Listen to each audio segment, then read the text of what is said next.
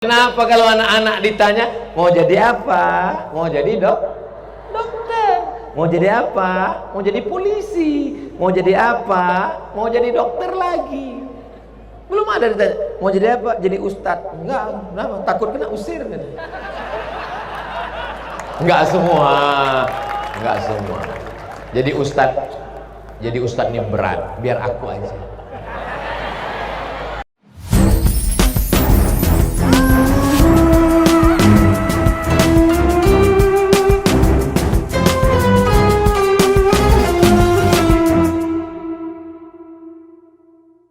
Anak raja memakai katun hadiah dari Pak John. Saya tak bisa lagi membuat pantun karena terkejut mendengar mercon. Memang indah si kain katun. Katun dibeli dari Cikini. Saya tidak lagi berpantun karena sudah dihabiskan Kiai Ahmad Fauzi Tijani. Itu sekedar menjawab saja, karena kata orang Melayu pantun mesti dijawab. Apapun yang terjadi semuanya kita katakan alhamdulillahi rabbil alamin. Kullu amrin zibalin, semua amal yang baik walam yubda bihamdillah, kalau tidak dimulai dengan pujian kepada Allah fahuwa aqta, maka amal itu putus, tak bisa dibawa sebagai bekal menghadap Allah Subhanahu wa ta'ala. Jerih payah, tetes peluh keringat dan air mata, malam ini semuanya akan hampa sirna, tak dapat dijadikan sebagai bekal. Maka kita awali dengan alhamdulillahi rabbil alamin. Setiap majlis akan menjadi majlis antana jifah, bangkai, busuk, berbau kalau tidak disebut namanya. Maka kita pun menyebut namanya dalam untayan salawat. Allahumma salli ala sayyidina Muhammad wa ala ali sayyidina Muhammad. Ada seorang ulama namanya Kiai Khotib.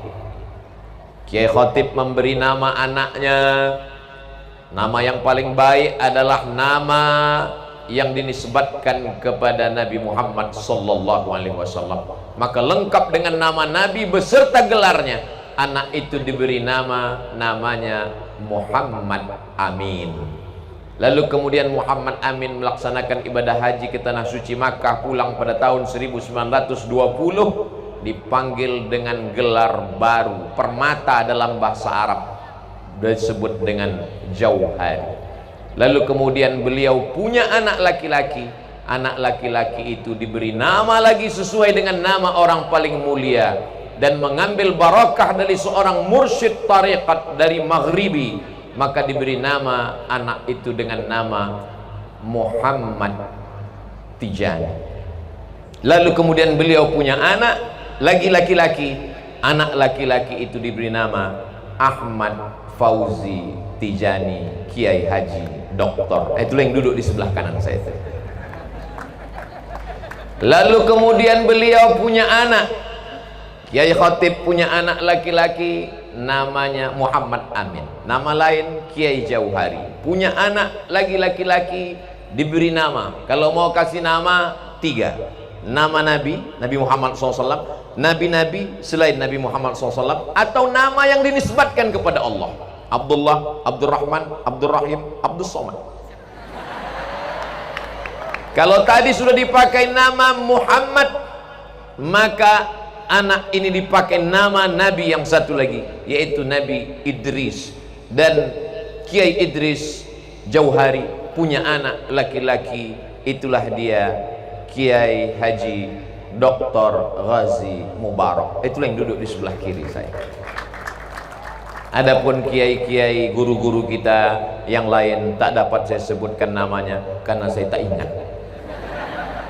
Tapi saya yakin dan percaya mereka pasti mengingat saya. Ketika mereka nanti masuk ke dalam surga, mereka akan bertanya kepada malaikat, "Hai malaikat, di mana Ustadz Somad berada?" Dan malaikat menjawab, dia berada di ruang VVIP. Amin. Saya minta aminkan doa saya sebetulnya. Bayangkan 9.000 santri mendoakan, ditambah jamaah, ditambah jin-jin korin yang ikut, ditambah malaikat kiraman katibin. Maka begitu serentak mereka mengatakan amin, maka terbuka pintu-pintu langit. Pintu langit terbuka, walaupun pintu Australia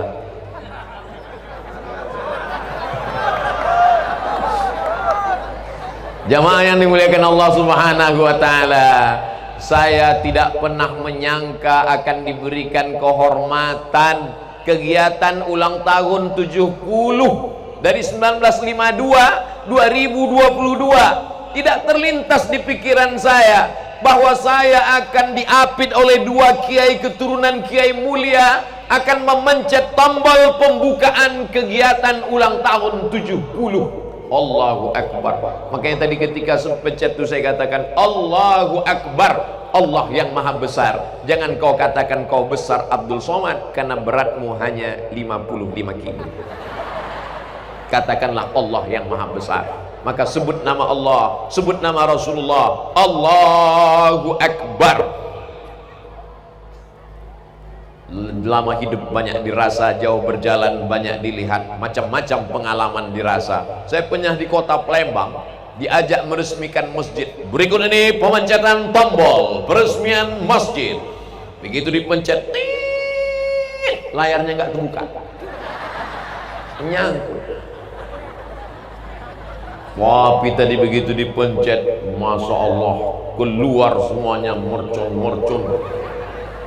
Habis semua jin-jin ifrit ditembak mercon langsung.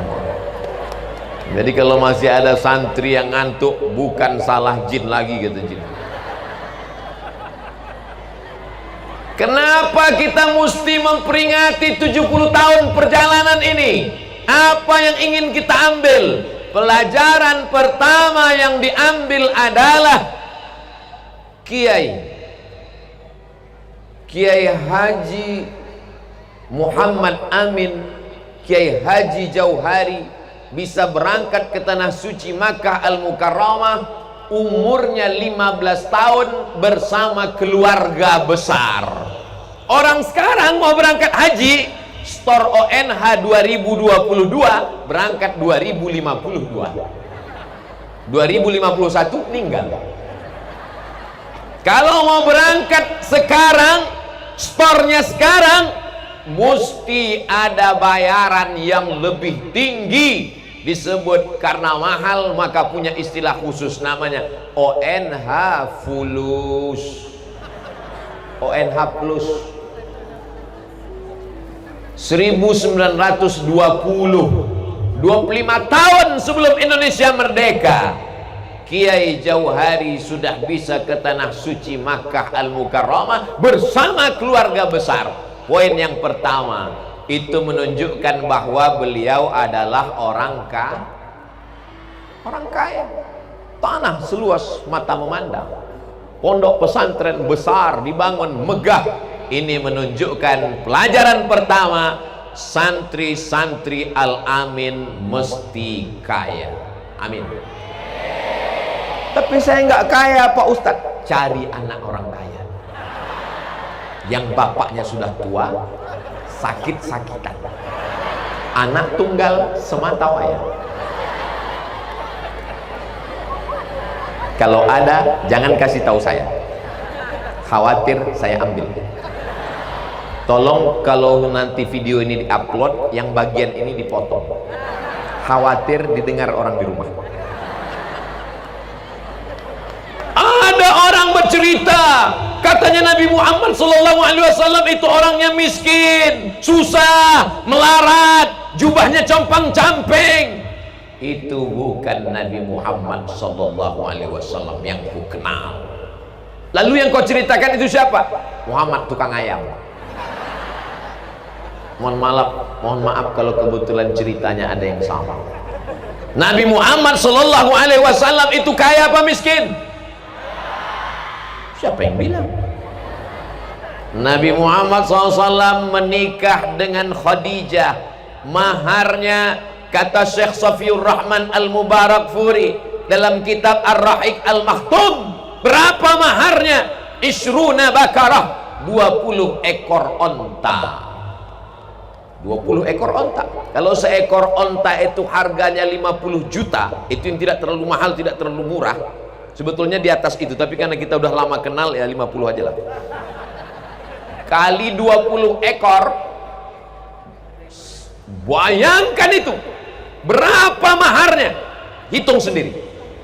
Tapi saya takut juga kedatangan saya kali ini ke Pulau Madura ini menyebabkan rusaknya harga mahar.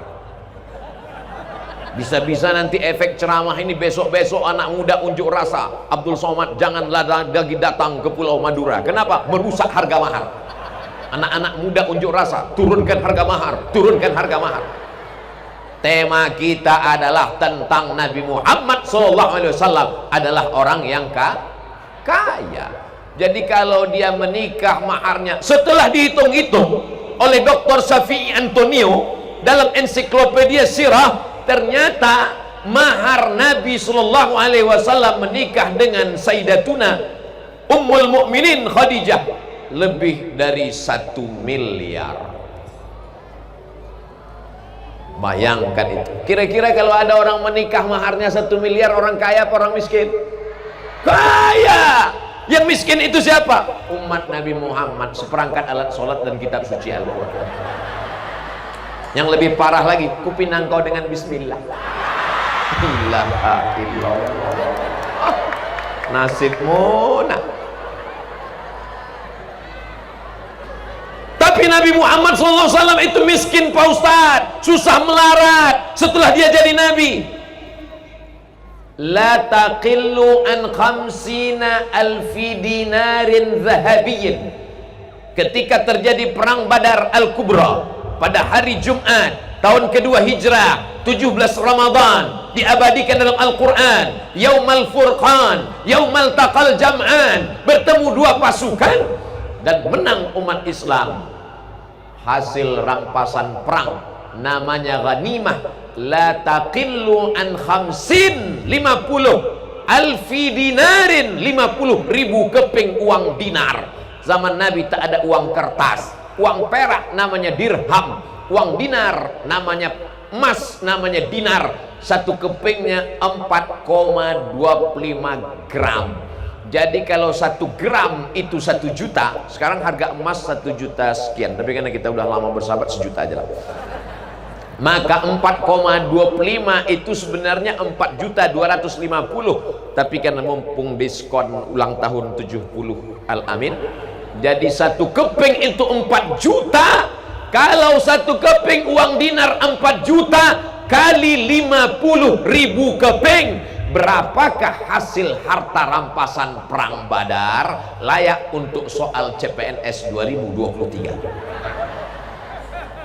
Jadi kalau saudara-saudara kita yang duduk di Badan Kepegawaian Negara BKN, tolong buatkan soal-soal CPNS yang ada hitung-hitungannya, yang terkait dengan ada nilai sejarahnya. Jika Nabi Muhammad SAW pada perang Badar mendapatkan harta rampasan perang 50.000 keping uang dinar, 1 dinarnya adalah 4,25 gram, 1 gramnya adalah 1 juta, berapakah harta rampasan perang bergizi, berkualitas, ada nilai agamanya? Setuju?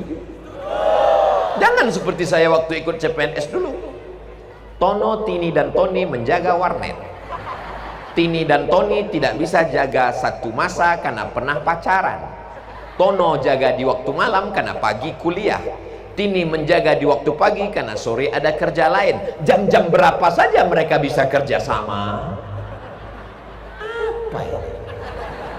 Kita lama-lama belajar kuliah, pesantren 6 tahun, pengabdian 4 tahun S1, S2 2 tahun, tambah S3. Begitu pulang, pertanyaannya kita sangka berkualitas. Begitu dilihat, Tono, Tini, dan Tony. Apa-apaan ini?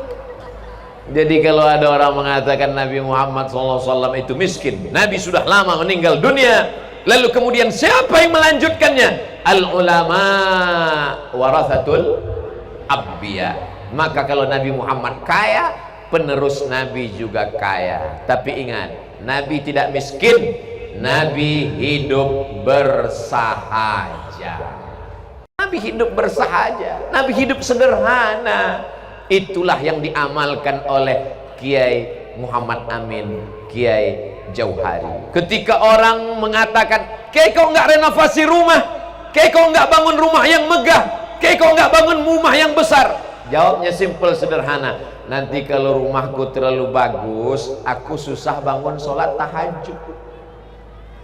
Berapa banyak orang bangunnya kesiangan. Kenapa? Karena AC-nya terlalu dingin. Yang lebih parah, rumahnya jelek, enggak tahajud. Dunia melarat, akhirat neraka jahanam. Enggak tahajud kan enggak masuk neraka, Pak Ustadz. Sudahlah enggak punya dunia, enggak punya harta, mabuk, pakai narkoba, ngutang. Istrinya masak nasi, hilang. Kok enggak matang-matang ini nasi? Dilihat, rupanya tabung gas sudah hilang, diambil suami, beli narkoba. Nauzubillah. Mudah-mudahan semua anak-anakku dapat suami yang soleh. Dia tidak jauh, hanya di balik dinding ini. Masya Allah, tabarakallah. Nabi SAW menunjukkan kesederhanaan ketika dia dapat 50.000 keping uang dinar, uang emas. Lalu kemudian datang Sayyidatuna Fatimah Az-Zahra. Apa kata Sayyidatuna Fatimah? Kami di rumah susah ya Rasulullah. Sayyidina Ali bukan orang yang kaya. Aku tidak sanggup membuat adonan tepung gandum. Aku tidak sanggup menimba air. Tolong berikan pembantu, belikan uang emas. Apa kata Nabi SAW? Wahai Fatimah, sebelum tidur malam bertasbihlah 33 kali. Subhanallah, subhanallah, subhanallah, subhanallah. Alhamdulillah 33 kali. Alhamdulillah, alhamdulillah. Allahu Akbar 33 kali. Enggak nyambung. Minta pembantu, minta tukang timba air, minta uang, malah dikasih subhanallah walhamdulillah wala ilaha illallah wallahu akbar. Apa maknanya? Walaupun badanmu lelah menimba air, membuat adonan tepung gandum, tapi kalau hatimu tenang karena berzikir, insya Allah lelahmu hilang. Betul. Sekarang berapa banyak orang kaya, saking kayanya pembantunya di rumah 10. Ada satu khusus untuk memotongkan kuku tangan, satu kuku kaki, satu tukang korek telinga, telinga kanan satu, telinga kiri satu. Tapi dia tetap lelah. Kenapa? Hatinya lelah. Huwallazi anzala sakinata fi qulubil mu'minin. Allah yang menurunkan ketenangan ke dalam hati orang yang beriman. Apa kata Kiai Jauhari? Orang yang tidak pernah berada dalam kegelapan, dia tidak akan pernah merasakan indahnya bintang gemintang. Malam ini bintang sedang cuti. Kenapa tidak ada bintang malam ini? Karena semua bintang sedang turun ke al-amin. Allahumma salli ala sayyidina Muhammad wa ashghili zalimin bizalimin. Yang ada handphone hidupkan, yang tak ada jangan ambil handphone kawan. Allahumma salli ala sayyidina Muhammad wa ashghili zalimin bizalimin wa akhrijna min bainihim salimin wa ala alihi wa sahbihi ajma'in. Sallallahu rabbuna ala nuril mubin Ahmad al-Mustafa sayyidil mursalin wa ala alihi wa sahbihi ajma'in wa ala alihi wa sahbihi ajma'in. Udah, tangannya turun, jangan lama-lama, nanti ketiak basah. Bintang gemintang malam ini tak tampak lagi di angkasa, tak muncul di langit. karena semuanya turun ke Al-Amin ikut berbahagia dalam pembukaan acara 70 tahun pesantren Al-Amin Prenduan. Allahu Akbar. Orang tidak akan merasakan nikmatnya bintang gemintang kalau dia tidak pernah merasakan gelapnya malam. Mau dihidupkan senter, senternya tidak ada. Senternya ada, baterainya habis. Baterainya ada, tangannya luka. Akhirnya bagaimana dia tahu arah timur dan barat? Dia memandang ke atas, ada bintang gemintang. Apa makna ucapan Kiai? Orang tidak merasakan nikmatnya harta kalau dia tidak merasakan sulitnya mencari tetes peluh keringat air mata, hidup dengan penderitaan. Ini pelajaran dari Kiai, bahwa beliau kaya raya, uangnya banyak, tapi hidup sederhana, dan hartanya itu dipakai untuk menolong agama Allah. Apa yang terjadi? Hari ini 70 tahun sudah, kita masih tetap dapat menikmati ilmunya, barokahnya, sampai hari kiamat tetap mengalir kepada mereka, insya Allah. Amin. Nampaknya Abdul Somad sedang ceramah di Al-Amin, tapi yang menyaksikan tausiah malam ini melalui streaming langsung ataupun melalui rekaman yang akan diupload di channel Ustadz Abdul Somad Official, subscribe, like, share, and comment. Hai orang kaya raya, kalau kau mati hartamu akan tinggal. Hai orang yang kebunnya luas, tanahnya sejauh mata memandang, kau akan mati sampai masanya dan hartamu tinggal menjadi warisan. Tapi ada harta yang tidak akan dibagikan kepada ahli waris. La yubau, tak bisa diperjualbelikan. Wala yuhabu, tak akan bisa dihibahkan. Wala yurasu, tak akan bisa diwariskan. Mana dia? Yang kau wakafkan untuk menjadi wasilah menolong agama Allah Subhanahu wa ta'ala. Mana dia? Kita sedang berada di tanah yang penuh dengan barokah itu, insya Allah. Amin ya rabbal alamin. Mudah-mudahan semua anak-anakku jadi anak-anak yang kaya raya, yang selama ini bercita-cita jadi orang miskin, mudah-mudahan berubah. Kok cita-citanya jadi apa? Aku cita-citanya ingin menjadi pengemis. Hah? Pengemis apa? Pengemis cinta. Ilaha illallah. Kalau ada orang seperti ini, tangkap, masukkan ke kolam garam, biar jadi ikan asin dia sekalian. Bagaimana kalau umat Islam meninggalkan dunia ini? Politiknya ditinggalkan, bisnisnya ditinggalkan. Ini kerjaan Belanda. Karena Belanda mengatakan, tanahmu kami yang urus, kami akan tanam karet, kami akan tanam sawit, kami akan tanam tembakau, kamu tinggal berzikir saja. Kehadiran Kiai Muhammad Amin, Kiai Jauhari membantah bahwa orang tasawuf tidak mementingkan dunia. Ini banyak orang sekarang mengejek. Apa itu tasawuf? Tasawuf hanya zikir, la ilaha illallah, la ilaha illallah, la ilaha illallah, mati. Beliau mengamalkan Allahumma salli ala sayyidina Muhammad wa ala ali sayyidina Muhammad al-fatih lima ughliq wal khatim lima sabaq nasiril haqqi bil haqq wal hadi ila siratikal mustaqim wa ala alihi haqqa qadrihi wa miqdarihi al-azim.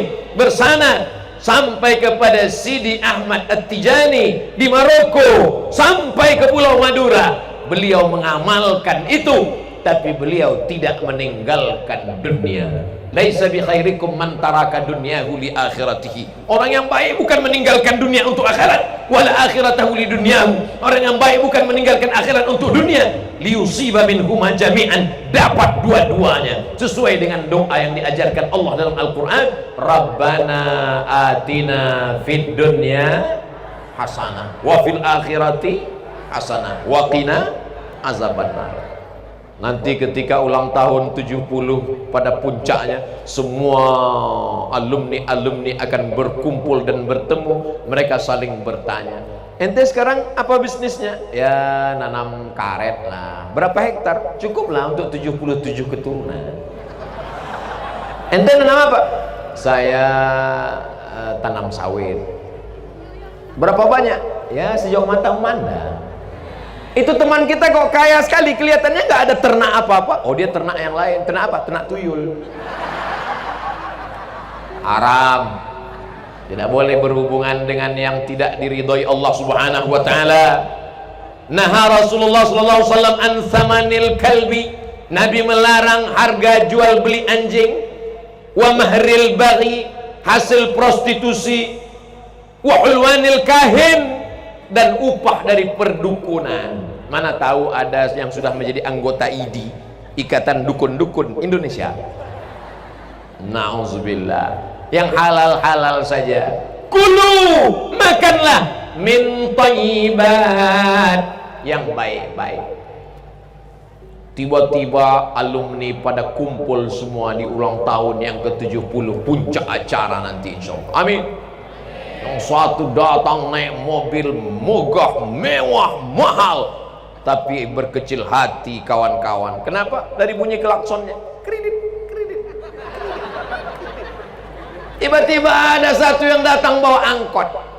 Itu siapa? Itu teman kita, alumni Al-Amin. Iya. Kamu kok bawa angkot? Aku memang bawa angkot, tapi semua angkot yang ada di pulau ini punya aku. Tadi nggak ada yang tepuk tangan. Begitu bilang dia punya angkot satu pulau, semuanya setuju. Ternyata kalau kau punya harta, semua akan senang. Mereka akan bernyanyi. Apa lagunya? Jadikan aku yang kedua. Langsung angkat tangan. Enggak. Apa maknanya? Bahwa umat Islam kalau mau disegani, dia mau bermartabat, mau dihormati, maka dia mesti kaya. Insya Allah anak-anak, adik-adikku sekalian, nanti kalau kalian kaya, bangun pondok pesantren, tahfiz Quran, ambil yatim, fakir, miskin, du'afa. Kalian adakan acara bersama Ustadz Somad, sweeping di lampu merah, bawa truk sama traktor, tangkap semua pengemis-pengemis, masuk. Setuju? Mantap, mainkan. Takbir. Cita-citanya begitu. Masalah profesinya apa? Terserah. Ustadz Abdul Somad, ini fakultas kedokteran, biayanya masuk kan mahal Pak Rektor, katanya masuknya 200 juta. Ada syaratnya Ustadz Somad, kalau dia hafiz Quran gratis, full asrama, uang saku, biaya kuliah gratis. Kata Pak Rektor Universitas Islam Indonesia Yogyakarta, beberapa waktu yang lalu saya ke Yogyakarta. Mudah-mudahan adik-adik yang hafal Quran, bahasa Arab mantap, bahasa Inggris mantap, lulus jadi dokter spesialis. Paling enak cari duit dokter spesialis. Martelnya kecil. Bukan seperti tukang martilnya besar, gagangnya rotan, mukulnya sampai copot tulang, batunya nggak pecah. Gaji satu hari 100.000. Tapi dokter spesialis martilnya kecil, pukul lutut tik tik tik 10 juta. Lutut kanan 10, 20, ongkos pasang 40. Bautnya lupa, pasang lagi 45. Mudahnya. Senternya kecil, baterainya cuma satu kecil, beda sama jaga malam. Baterainya 6 terang benderang, kerja dari jam 6 sore sampai jam 6 subuh. Maling masuk juga. Tapi kalau kamu jadi dokter spesialis, kecil, THT, telinga, hidung, tenggorokan, buka mulut, 5 juta. Banyak pasien yang takut nutup mulut. Kenapa? Buka 5, tutup 5. Baru saya paham kenapa kalau anak-anak ditanya mau jadi apa, mau jadi dokter, mau jadi apa, mau jadi polisi, mau jadi apa, mau jadi dokter lagi. Belum ada ditanya mau jadi apa, jadi ustadz. Enggak, kenapa? Takut kena usir kan? Enggak semua. Jadi ustadz ini berat, biar aku aja. Apapun profesimu, kau mau jadi pengacara, lawyer, advokat itu pengacara, bukan yang hijau-hijau pakai itu advokat.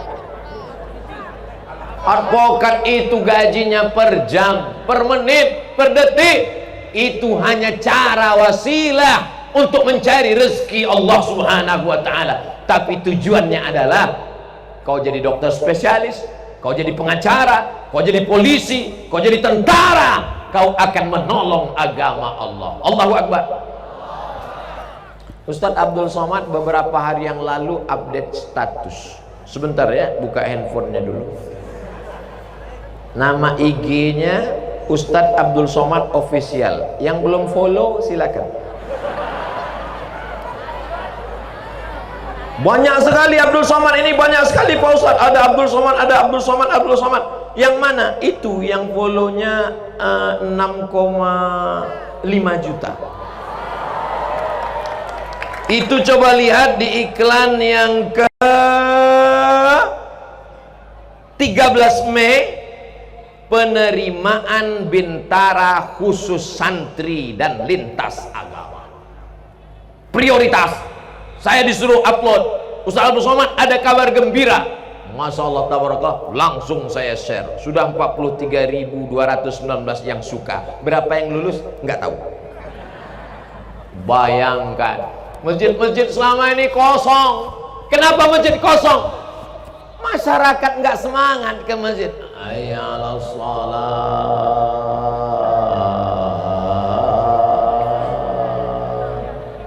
Coba kalau tentara ini yang pulang, hayya ala sholat, langsung jamaah datang, siap, bangga kita dengan ada tentara ternyata di sana. Insya Allah banyak tentara kita, bangga kita. Bangga nggak tentara pakai baju seragam sholat ke masjid? Bangga. Ibu-ibu akan berkata kepada anaknya, anakku, lihat tentara, baret merah, baret hijau, baret biru. Ada nggak baret? Ini tentara, nak. Bangga kita. Kenapa? Karena mereka berseragam, abdi negara, gagah perkasa, sehat walafiat. Tapi mereka juga menempelkan keningnya ke lantai karena bersimpuh sujud kepada Allah. Dia tidak merasa dirinya besar. Saat dia bersujud, dia berkata, Subhana Rabbiyal A'la. Menetes air matanya saat bersujud. Aku tak ada apa-apanya di hadapanmu ya Allah. Dia berdoa, ya Allah, ya Allah. Ditanya sama kawannya sebelah, kau menangis karena rendah hati dan takut pada Allah? Bukan, gaji 13 belum turun. Saudaraku yang dimuliakan Allah Subhanahu wa Ta'ala. Poin yang pertama. Poin yang kedua adalah bahwa ternyata Kiai Jauhari tidak sendirian. Beliau bersahabat dekat dengan Kiai Haji Imam Zarkashi, salah satu pendiri pondok pesantren Darussalam Gontor. Saya kebetulan dulu belajar di pesantren di Medan. Buku bahasa Arabnya, kamusnya disusun oleh Kiai Haji Imam Zarkashi. Ketika mereka bersahabat dekat, pertemanan persahabatan mereka bukan hanya sekedar berkawan bersahabat, tapi juga ada buahnya. Buahnya adalah mendirikan pesantren. Sekarang banyak orang bersahabat berteman, nggak jelas kemana arahnya. Maka setelah ini tanya, kita ini kan udah lama berteman, iya, mau dibawa kemana hubungan kita? Kalau hanya sekedar teman tertawa, maka sesungguhnya lebih baiklah berteman dengan handphone. Teman adalah yang bisa menunjukkan kita kepada jalan yang benar. Akhirnya pertemanan mereka, persahabatan mereka, berdirilah pondok pesantren. Ini kawan-kawan, ada yang mungkin punya kelebihan harta, ada yang punya kelebihan ilmu, ada yang punya bapaknya pejabat, ada yang orang tuanya diberikan amanah kekuasaan. Maka berteman kalian, bersahabat kalian, tapi buah dari persahabatan itu adalah berdirinya pondok pesantren. Pondok pesantren mesti diperbanyak di seluruh Nusantara. Supaya apa? Karena benteng terakhir pertahanan bangsa kita dari serangan narkoba, dari serangan ganja, dari serangan LGBT, dari serangan aliran sesat, ateis, komunis, agnostik, liberal, sekuler. Tidak ada yang dapat menyelamatkan anak kita selain pondok pesantren. Ustaz Somad menyepelekan anak-anak sekolah yang tidak di pesantren. Masuk jam 8 pagi, pulang jam 12 sore, habis itu dibawa kawannya cabut, pacaran, main ke mall, jalan-jalan, minumannya disuntik dari bawah pakai alat buat ngantuk, maaf, perangsang. Akhirnya terjadilah apa yang terjadi. Nauzubillah, nauzubillah. Makanya yang dapat menyelamatkan anak kita pondok pesantren. Tapi pesantren mahal Pak Ustadz. Siapa bilang pesantren mahal? Kalau kalian mau melihat pesantren tidak mahal tapi tidak murahan, datanglah ke Al-Amin Brand 2. Jamaah yang dimuliakan Allah SWT dimanapun berada, inilah yang lagi masih bisa. Siapa di Indonesia, di dunia ini yang bisa menyelamatkan anaknya dari mulai bangun tidur sampai tidur malam? Hanya satu lembaga pendidikan di dunia yang bisa menyelamatkan orang dari bangun tidur sampai tidur lagi, itu adalah pondok pesantren. Karena kiai melihat santrinya sudah tidur, baru dia tidur, dan kiai lebih dulu bangun daripada santrinya. Cara berjalannya, cara makannya, cara pakai sarungnya. Ini saya nih kalau mengikut aturan pondok ini udah kena tulis jasus, sudah kena masuk Kismut Taklim ini. Ini mestinya masuk ke dalam. Cara ngikatnya udah betul. Apa maknanya? Dari mulai peci, nggak boleh pakai baju kaos, pakai kemeja masuk ke dalam, sarungnya mesti rapi, sorbannya mesti rapi, rambutnya mesti rapi. Diatur di pondok pesantren. Jaga pertemanan, persahabatan, karena buah mangga yang bagus-bagus akan ikut busuk karena dekat dengan mangga yang busuk. Mangga aja bisa busuk, apalagi kamu. Boleh untuk update status besok pagi, jangan sekarang, nanti statusnya sama semua. Mangga satu tangkai ada 10, ada yang busuk satu, bukan yang satu itu jadi baik karena 9, yang 9 itu jadi busuk karena satu. Maka hati-hati dengan pergaulan. Ini banyak orang sekarang bergaul seenaknya saja. Saya termasuk orang yang pilih-pilih bergaul dengan teman. Kenapa? Karena pengalaman di pesantren dulu berteman dengan orang yang tidak baik ini, oh efeknya luar biasa. Nggak usahlah saya ceritakan. Nanti kebetulan kalau mereka dengar ceramah ini dia tersinggung. Aku tuh gua banget gitu. Jamaah, adik-adik yang dimuliakan Allah Subhanahu wa taala. Rajulani, dua orang, tahabba fillah, berkasih sayang karena Allah. Ijtama'a alaih, bertemu karena Allah, wa tafarraqa alaih, berpisah pun juga karena Allah. Itulah dua kiai besar yang kemudian anaknya dia kirimkan. Pertemanan mereka tidak hanya pada diri mereka saja, bukan antara Kiai Jauhari rahimahullah, bukan antara Kiai Imam Zarkashi rahimahullah, tapi juga sampai pada anak-anaknya. Apa kata Kiai Imam Zarkashi? Ketiga anak ini bagaikan kelopak bunga mawar yang cantik dan harum semerbak. Itulah dia Kiai Muhammad Tijani, Kiai Idris Jauhari, dan Kiai Maktum Jauhari, seperti tiga kelopak bunga mawar yang harum semerbak. Harum semerbak, tapi kertas. Sekarang bunga mawar kalau yang asli kita letakkan busuk, tidak efektif, mubazir. Itu makanya mesti dibuat bunga yang dari plastik. Akhirnya banyak juga perempuan sekarang ingin tidak busuk, akhirnya wajahnya diisi. Tidak ada di Al-Amin. Itu hanya ada di planet Mars dan Venus. Berapa banyak orang bersahabat karena kepentingan, karena sama-sama di bisnisnya habis, permusuhan. Berteman karena politiknya tumbang, bermusuhan. Tapi kalau bersahabat karena Allah, apa yang terjadi? Sampai kepada anaknya, sampai kepada cucunya, dan tidak hanya sekedar anaknya dikirim, tapi juga anaknya menikah dan hasil pernikahan antara anak para ulama akan melahirkan para alim-alim ulama. Kenapa? Karena darah yang baik akan ketemu dengan darah yang baik. Ada salah seorang laki-laki namanya Mubarak. Dia ditugaskan untuk menjaga kebun kurma seorang hakim di negeri Marwa. Hakim Marwa bertanya kepada laki-laki yang menjaga kebun anggur, "Wahai Mubarak, ya tuan, tolong ambilkan aku anggur." Dipetikkan anggur, asam. Petikkan satu lagi, dipetik lagi, asam juga. Petikkan lagi. Lama-lama Hakim Marwa marah. "Kamu sudah jaga ini kebun selama 1 bulan, kenapa tidak tahu di mana kebun anggur yang manis? Kenapa asam tiga-tiganya?" Apa jawab Mubarak? "Tuan menugaskan aku menjaga kebun, bukan mencicipi kebun."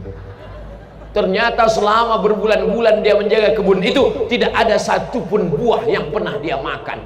Akhirnya terpukau Hakim Marwa. Lalu apa kata dia? "Aku belum pernah ketemu orang sejujur kamu, maka aku akan berikan engkau hadiah." "Apa itu tuan?" "Menikah dengan anakku." "I'm ready." Dinikahkanlah dengan anak hakim. Tapi anakku ini ada masalahnya. Apa masalahnya? Tidak punya mata, tidak punya telinga, tidak punya mulut, tidak bertangan, dan tidak berkaki. Sudah bisa dibayangkan seperti melon atau semangka. Zaman dulu nggak ada pakai pacaran, nggak ada pakai tukar-tukaran gambar, nggak ada kirim-kiriman nomor, nggak ketemu sebelum akad nikah, diakadkan. Setelah akad, lalu kemudian buka pintu kamar, masuk ke kamar pengantin.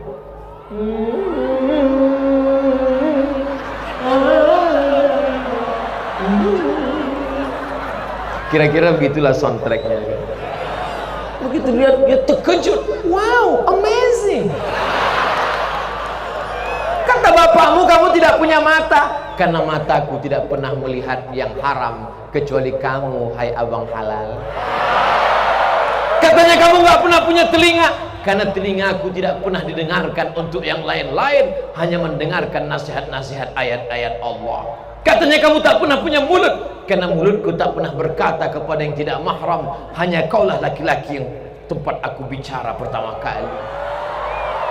Katanya, "Kamu tak punya tangan." "Karena tanganku tak pernah menyentuh selain yang diridhai Allah." Katanya, "Tak punya kaki." "Kakiku tak pernah melangkah kecuali hanya kepada pengajian ulang tahun 70 tahun Al-Amin." Itu tambahan dari saya yang aslinya. Akhirnya mereka pun menikah. Darah yang baik dari laki-laki yang jujur ketemu dengan perempuan yang amanah. Akhirnya lahirlah seorang anak laki-laki namanya Abdullah bin Al-Mubarak, seorang ahli hadis yang luar biasa dalam sejarah ilmu hadis. Itulah pentingnya mempertemukan orang yang soleh dengan anak yang solihah, bukan yang soleh juga, anak yang soleh. Jadi kalau hari ini kau ini temboknya memang betul-betul tembok Berlin. Di beberapa tempat saya tabligh akbar, laki-laki dengan perempuan cuman dibatasi tali plastik. Akhirnya jamaahnya. Tapi di sini kalian terjaga, masya Allah, tabarakallah. Yang laki-laki nggak bisa ngeliat perempuan, yang perempuan nggak bisa lihat laki-laki. Tapi aku bisa. Saya ini udah tua, mata udah nggak terang lagi. Lahir 1977, sekarang udah 2022, berarti kan 25. Mata saya ini udah rabun, nggak bisa lagi membedakan. Ini dari jauh begini, ini nggak bisa saya bedakan mana nenek-nenek, mana anak gadis, sama aja semua. Itulah maka tadi saya dari awal sampai sekarang berdirinya di tengah. Kenapa? Karena kalau saya berdiri di sini, yang namanya manusia pasti ada lintasan dalam hati. Ustadz gatal. Kalau saya terlalu lama berdiri di sana, nampaknya Ustadz ini udah lain seleranya. Khairul umuri awsatuha, lebih selamat kalau aku berada di tengah. Apa maknanya?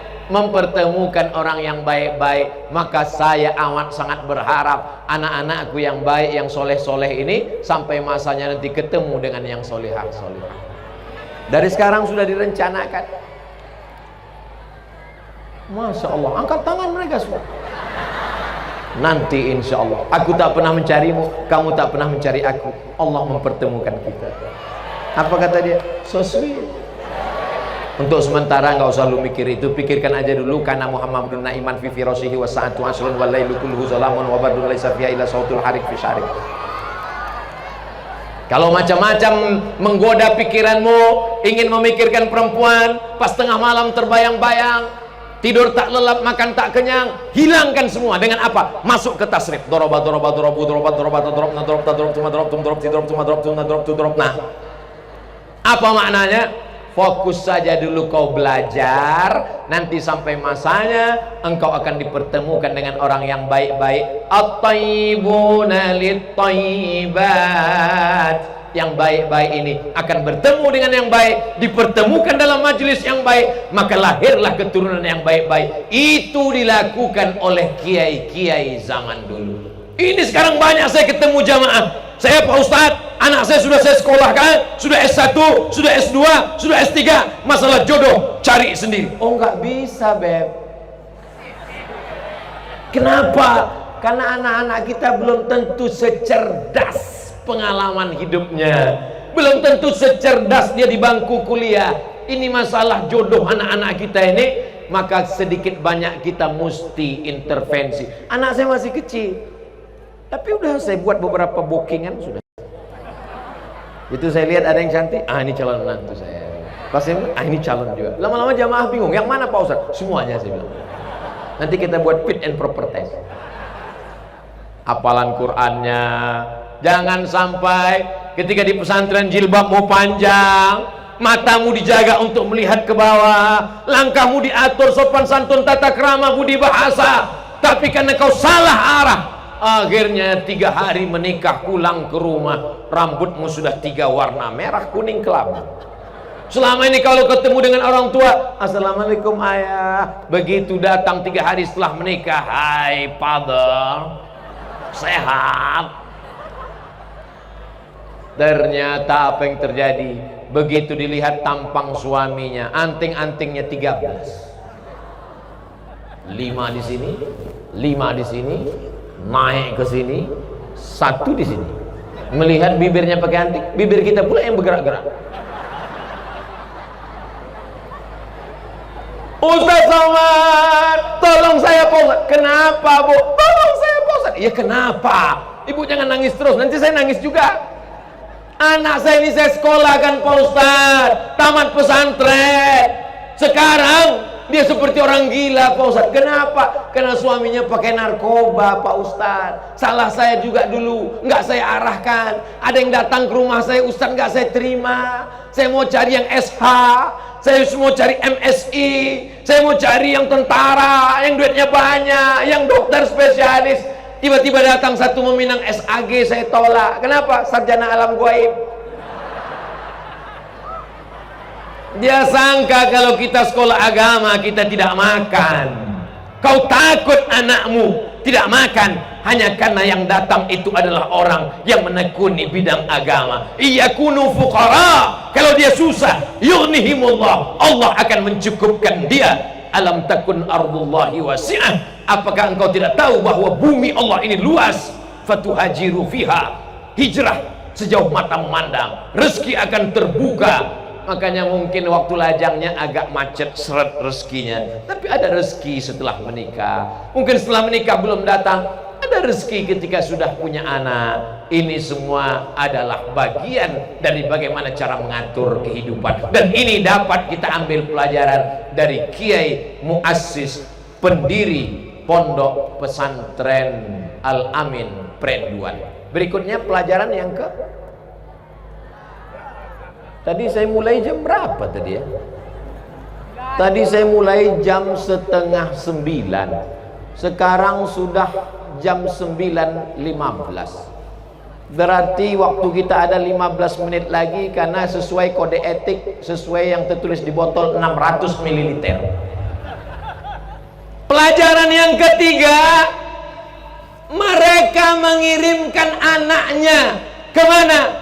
Universitas Islam Al-Madinah Al-Munawwarah. Yang satu lagi dikirim kemana? Universitas Al-Azhar Kairo, Mesir. Sampai ketika almarhum Kiai Haji Muhammad Tijani meninggal dunia, namanya masih terdaftar di S3 Al-Azhar, jurusan tafsir, Fakultas Usuluddin. Artinya apa? Gantungkan cita-citamu setinggi bintang di langit, tapi kakimu tetap nginjak ke bumi. Jangan sampai kakimu ikut gantung, berarti kau hantu. Jadi saya dulu waktu sekolah, saya tulis di buku kelas, saya tulis Profesor Abdul Somad, Profesor Dr. Abdul Somad. Waktu masih di pondok, teman saya berbisik, "Mat, jangan tulis kayak gini." Kenapa? Aku takut nanti kau gila. Sampai sekarang saya nggak gila. Tadi disebut oleh protokol Ustadz kita, Pak Kiai juga menyebut lengkap selengkap-lengkapnya, Profesor dari Universitas Islam Sultan Syarif Ali Brunei Darussalam, visiting professor tahun 2020. Doktor dari Universitas Internasional Antarabangsa Selangor, Malaysia. Syekh dikasih Habib Lutfi bin Yahya waktu sowan ke beliau. Jangan panggil lagi Ustadz, ini panggil Syekh. Terus sekarang kok tetap Ustadz? Saya takut panggil Syekh. Ada beberapa orang di kampung saya namanya terlalu berat, akhirnya demam. LC singkatan dari licence, bahasa Arabnya ijazah. Orang ini sudah mendapatkan ijazah untuk mengajarkan agama Islam dari Al-Azhar, Mesir. MA, Master of Art, di Maroko namanya DESE, Diplôme Études Supérieures Approfondies, bahasa Prancis. Tidak saya pakai DESE karena pas ditulis di kampung jadi desa. PhD, PH itu filosofi, D-nya doktor, Doctor of Philosophy, sama dengan Kiai. Beliau senior saya dari Universitas Islam Omdurman, Islamic University Omdurman di Sudan. Lengkap semuanya. Itu pun diusir orang juga.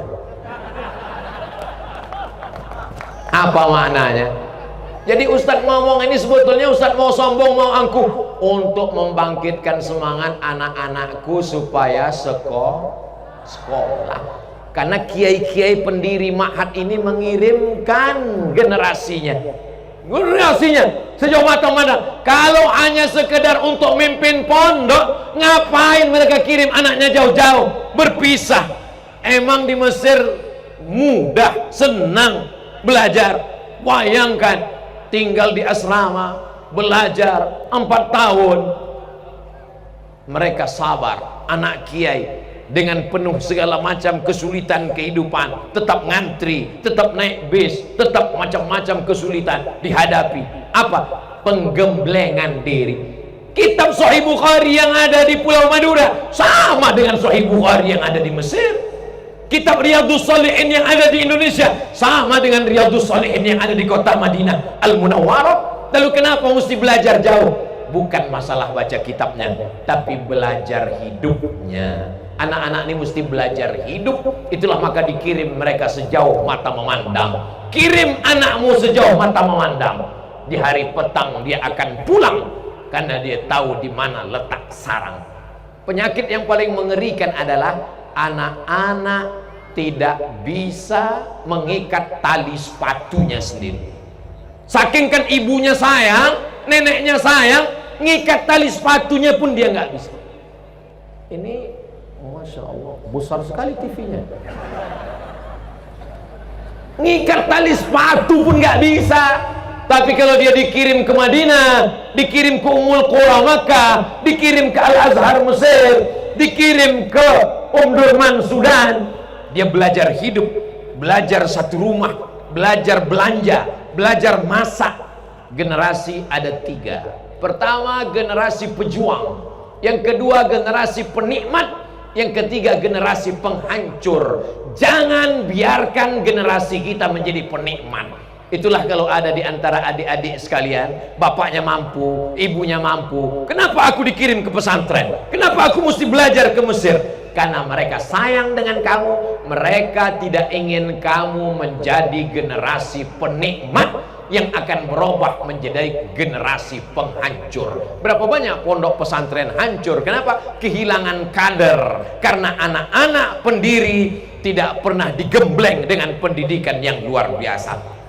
Ini pelajaran ketiga yang diambil dari kiai-kiai pendiri Al-Amin. Pelajaran yang keempat. Sampai berapa nih Pak Ustaz? Sampai 5 saja. Kenapa? Rukun Islam 5. Nanti kalau ada yang nyampaikan 6, rukun iman 6. Kalau ada yang nyampaikan 7, karena tawaf 7 kali. Kalau ada yang mengatakan 8, nggak tahu. Pelajaran yang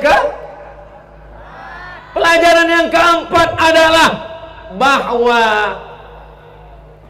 setelah melambung sampai ke atas, menjadi kiai, menjadi doktor, menjadi mudir, tidak membuat mereka merasa di atas awan. Mereka adalah orang-orang yang merendahkan dirinya.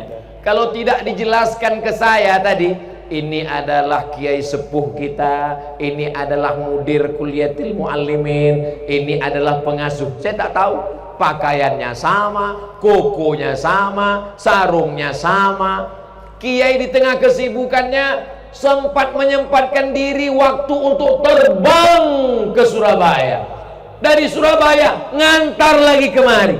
Selama di Surabaya kenalan dengan orang, dengan entengnya nanya, nama bapak siapa? Nama saya ini. Boleh minta nomornya pak? Dalam hati saya, ngapain minta nomor? Merendahkan diri, merendahkan hati. Ini yang paling sulit sekarang. Saya melihat dengan mata kepala saya sendiri. Insya Allah kerendahan, ketawaduan ini menular juga ke anak-anakku sekalian, insya Allah. Amin. Ustaz Somad ngomong tawadu, ngomong rendah hati, tapi bajunya bagus, kain sarungnya mahal. Hadiah dari sponsor yang tadi dibacakan satu persatu. Ustaz Somad ngomong katanya mesti rendah hati, dia sendiri berdiri di atas membelakangi kiai-kiai. Saya sudah izin tadi kan, sebelum saya izin dulu, izin kiai, silakan kata mereka. Habis itu 10 jari saya angkat, 11 sama kepala saya. Mereka bilang iya, oke, jalan. Seandainya pas saya angkat tadi mereka bilang enggak, katanya paksa saya ngomong ceramah begini. Artinya apa? Kita mesti menjaga akhlak. Makanya Nabi Muhammad SAW tidak dipuji Allah. Hai Muhammad SAW yang kakinya bengkak karena sholat malamnya panjang. Hai Muhammad SAW yang keningnya hitam karena sujudnya lama. Nah, tapi apa kata Allah? Wa innaka la'ala khuluqin azim. Akhlak, budi pekerti. Begitu bersalaman dengan kiai-kiai, dengan sahabat-sahabat dari Iqbal, alumni-alumni Al-Amin yang jauh titelnya lebih tinggi, ilmunya lebih banyak, semua mereka menundukkan kepala. Melihat mereka menundukkan kepala, saya tundukkan pula kepala saya. Mereka mau cium tangan saya cium pula tangan mereka. Akhirnya kepala kami belagak. Jangan ketika ada orang yang lebih tinggi darimu, usianya, ilmunya, engkau dengan bangga angkuh sombong. Karena sesungguhnya kesombongan adalah la yadkhulul jannata, tak masuk surga, man kana fi qalbihi, siapa yang dalam hatinya mithqala habbatin min khardalin min kibrin, ada sombong sebesar biji sawi.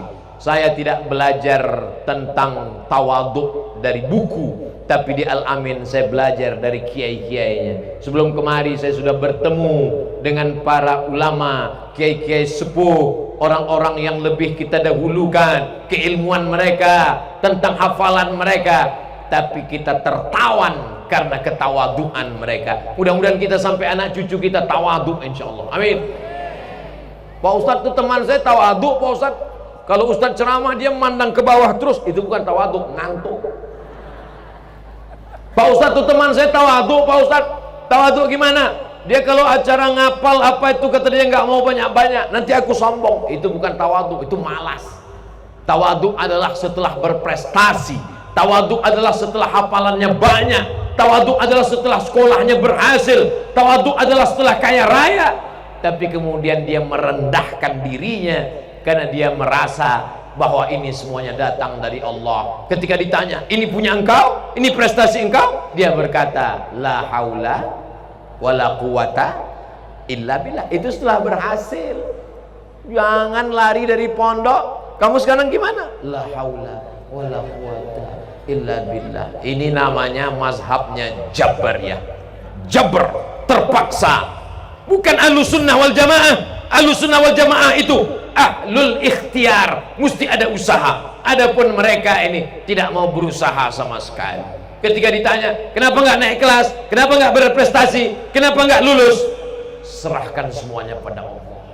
Kalau kebetulan suami ibu ada orang model seperti ini, jangan marah, jangan kelahi. Besok kalau ditanya, kamu nggak kerja, kamu nggak ngurus usaha kita, kamu nggak nyari nafkah, dia bilang, serahkan aja sama Allah. Ibu diam aja. Nanti kebetulan jam 12 azan zuhur, dia lapar, dia nanya, "Ma, makan siang mana?" Serahkan sama Allah, Bang. Allah akan memberikan rezekimu ketika engkau bertawakal seperti seekor burung. Lau tawakkaltum 'alallah haqqa tawakkulih. Kalau kau benar-benar bertawakal kepada Allah seperti tawakalnya seekor burung, la razaqakum kama ruziqat thair. Kamu akan diberi rezeki seperti seekor burung. Bagaimana? Taghdu khimasan, terbang dari sarang dalam keadaan perut kosong, wa taruhu bitanan, pulang dalam keadaan perut kenyang. Burung tidak pernah berpikir, nanti kalau aku terbang dapat makan atau enggak ya? Padahal cara dia mencari makan cuma dua, satu dengan paruhnya, satu dengan tangannya, satu dengan cekernya, satu dengan kakinya. Sampai hari ini belum ada burung yang cari makan pakai akun Instagram. Yang dia pakai adalah paruhnya, yang dia pakai adalah cekernya. Dua alat yang diberikan Allah, akhirnya dia optimal dan dia mendapatkan rezeki dengan sifat tawaduknya kepada Allah Subhanahu wa ta'ala. Yang terakhir, yang kelima, barokah doa. Doa para ulama. Jangan lawan kiai, jangan lawan guru. Ilmu kita mungkin biasa-biasa saja, tapi ada keajaiban doa. Itulah makanya sebelum membaca kitab-kitab, menghadiahkan pahalanya kepada Kiai Khotib, untuk Kiai Muhammad Amin Jauhari, untuk Kiai anak-anak beliau, Kiai Muhammad Tijani, Kiai Idris Jauhari, Kiai Maktum Jauhari, untuk para orang-orang soleh, guru-guru yang tak dapat disebutkan satu persatu, untuk mereka semua. Al-Fatihah.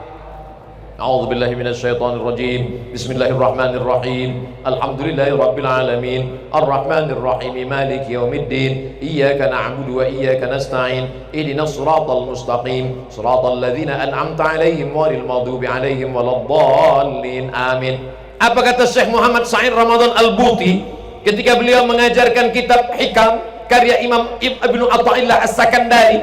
Ada kalimat hikam itu yang sulit aku fahami, tak bisa aku selesaikan, tapi begitu kubacakan Al-Fatihah kepada Imam Ibnu Athaillah As-Sakandari, tiba-tiba ilham datang. Inilah barokah guru. Makanya jangan pernah melawan guru. Ada orang yang ilmunya banyak tapi barokahnya tidak ada. Makanya kadang kita heran, ngajinya mungkin 5-10 menit, tapi bacaan Al-Fatihah untuk fulan, untuk fulan, untuk fulan, bertawassul. Ya ayyuhalladzina amanu taqullah, takutlah engkau kepada Allah, wabtaghu ilaihil wasilah, bertawassul kepada Allah. Saya yakin dan percaya bisa mengumpulkan sebanyak 9.000 santri dengan orang-orang berbagai macam latar belakang pendidikan.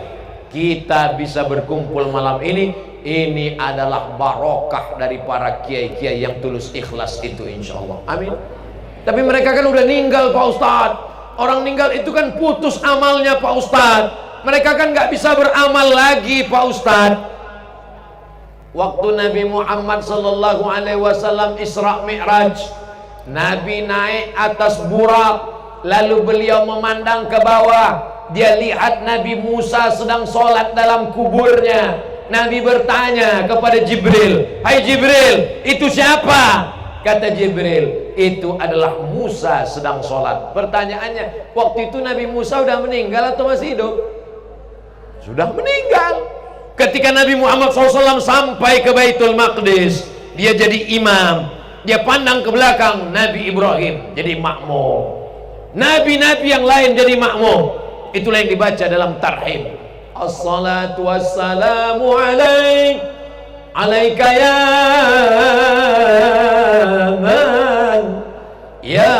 man asra bikal muhaiminu layla. Pada malam itu diperjalankan, wa antal imam, engkau menjadi imam. Makmumnya adalah nabi-nabi. Pertanyaannya, waktu Nabi Muhammad jadi imam di Masjidil Aqsa, makmumnya nabi-nabi. Nabi-nabi itu masih hidup atau udah meninggal? Sudah meninggal. Kecuali Nabi Idris, kecuali Nabi Isa alaihissalam, barrafa'ullah, itu belum mati, belum meninggal, nanti akan turun sekali lagi. Tapi Nabi Musa, Nabi Ibrahim sudah meninggal, lalu mereka beribadah. Lalu bagaimana dengan hadis iza matal, Sahih Muslim, iza matal insan, kalau manusia mati, inqata'a, putus. Yang putus itu apa? Dijelaskan oleh Syekh Yusuf dalam kitab Al-Adil Al-Mausu'ah Al-Yusufiyah fi Adillatis Sufiyah. Yang putus itu adalah amal taklifi. Amal taklifi, amal mukallaf. Wajib sholat, setelah meninggal enggak wajib sholat.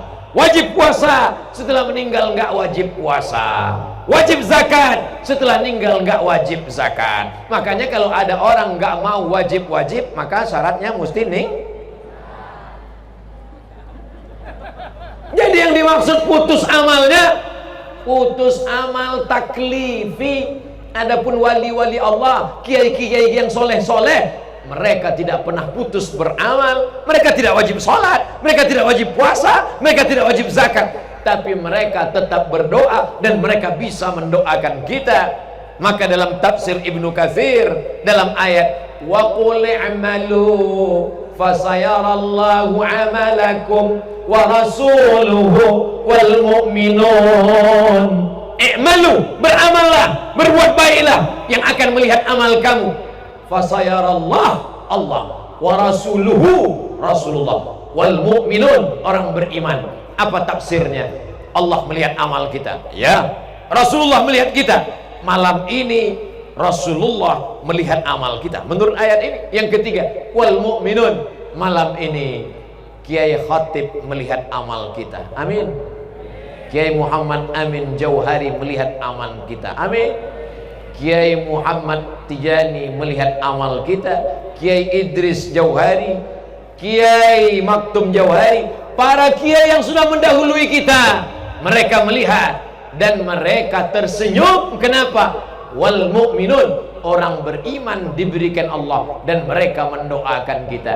Kalaulah doa tidak terkabul dari orang sudah meninggal, maka batallah hadis mengucapkan salam kepada Rasulullah. Assalamu alayka ya Rasulullah, assalamu alayka ya Nabi Allah, assalamu alayka ya Habib Allah, assalamu alayka ya khaira khalqillah. Oh, itu kan Nabi Pak Ustaz, itu kan Nabi. Selangkah setelah Nabi, assalamu alayka ya khalifata Rasulillah, assalamu alayka ya Abi Bakrin Siddiq. Dia bukan Nabi. Selangkah di depan, assalamu alayka ya amiral mu'minin, assalamu alayka ya sayyidana Umar ibn al-Khattab. Dia bukan Nabi. Batallah hadis tentang ucapan di depan makam kubur.